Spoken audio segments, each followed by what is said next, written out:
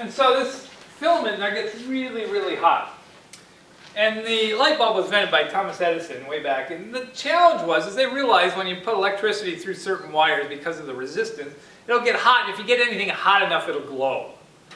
But the problem is most things would either, when they get that hot, would fall apart, or they would catch on fire.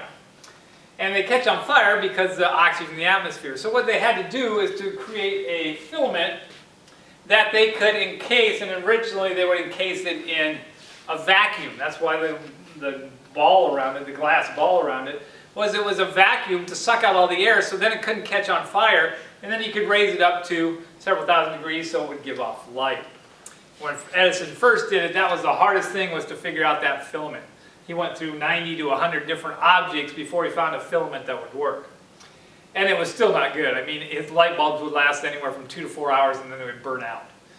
So they've perfected that in the last 100-some years, where they got filaments that can withstand the heat a lot longer. They don't actually make it a vacuum in there now. I think they now usually use pure nitrogen, just make sure there's no oxygen in there.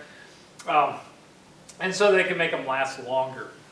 And in the past 15, 20 years, these, what we call incandescent lights, are pretty much going away.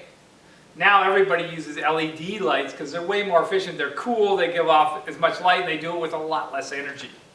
And so hardly anybody uses incandescent lights anymore, where you actually heat up a filament. But as I turn this down, you see it turns to orange.